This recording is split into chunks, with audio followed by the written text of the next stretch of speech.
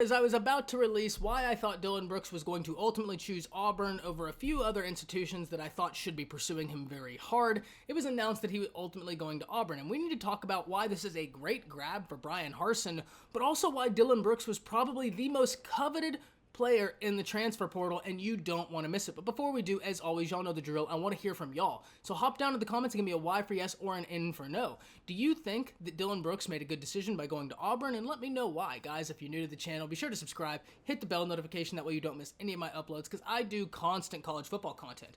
Whether that's player reviews, film analysis, or general talk style videos like this, and I'm on my push to 5,000 subscribers within my first year of having a channel, and I'd love to have you along for the journey. If you enjoy the video, be sure to like and comment down below, because that stuff does go a long ways in helping content creators like myself get picked up by the YouTube algorithm.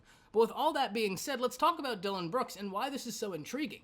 Now, Dillon Brooks was one of the most coveted players in the nation coming out of high school. He was high on a lot of institutions' boards and ultimately chose Tennessee. The interesting thing about Dillon Brooks' commitment and recruitment to Tennessee is it was almost based on a condition, and that condition was that Jeremy Pruitt would still have his job. Now, Jeremy Pruitt was someone that Dillon Brooks was very high on, and that's probably the ultimate reason why he ended up going to Tennessee.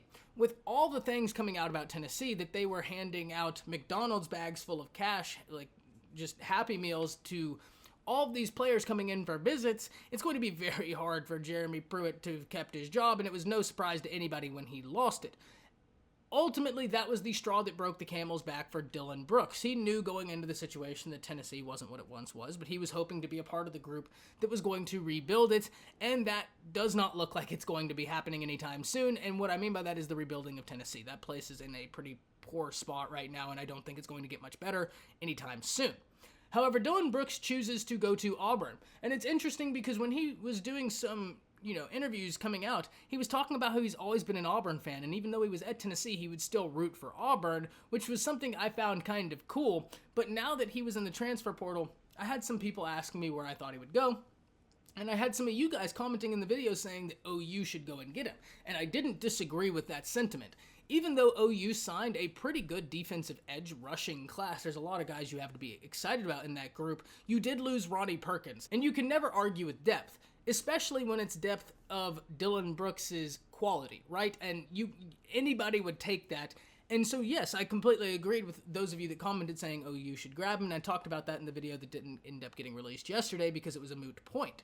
But the reason he was so important for Auburn is because Auburn did not have a good offseason and has not had a good dead period so far until this move. This is an Auburn Tigers class that, while losing a lot of coaching staff and almost having an internal coup against Gus Malzahn, that's a very messy situation that's going on at Auburn, they get a new guy, Bryan Harsin, and what does he get to work with in year one? Well, if you look at the top 10 classes in the nation in recruiting for the class of 2021, you see SEC, SEC, SEC, SEC.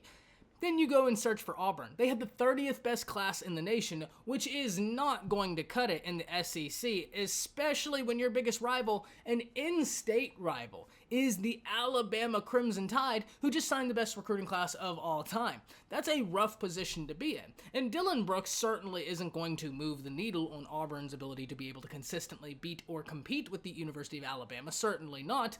It does help, right? Like, as much as it's not going to be the straw that broke the proverbial camel's back, it certainly is a nice straw to have, and nobody would argue with having that straw. So I think it's a very good grab for Harsin. It's going to be very important for him to try and really dominate the transfer portal right now, because that Auburn recruiting class, even though I don't think it's a bad recruiting class, it's not the type of recruiting class that you're going to be able to pull off to consistently win in the SEC, and it's certainly not the type of recruiting class you want to start with. Imagine this. We've talked about how University of Texas's recruiting class was kind of a disappointment, and they still had a top 25 class, even though they were a disappointing class. And guess who Texas's in-state rival isn't? Alabama and Nick Saban. And guess what the Big 12 doesn't have permeating over it like the SEC does? A rule where if you can't compete with Nick Saban, you get the boot.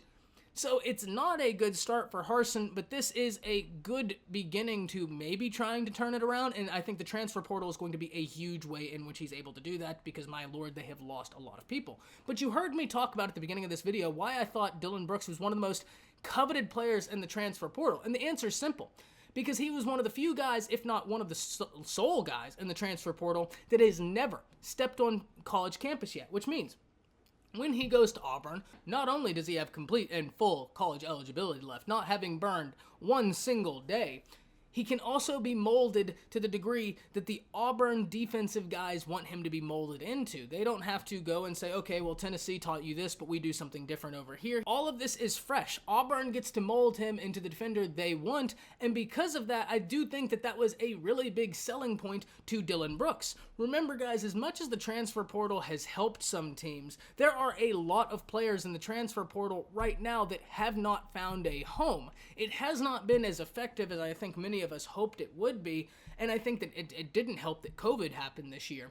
But Dillon Brooks was a guy who I didn't think was going to be in this portal long because of, one, his acclimate as a high school player, right? The kind of mantra he had accrued as being one of the top guys in the nation, a top 300 guy. That's not going to sit into the portal very long when you're top 300.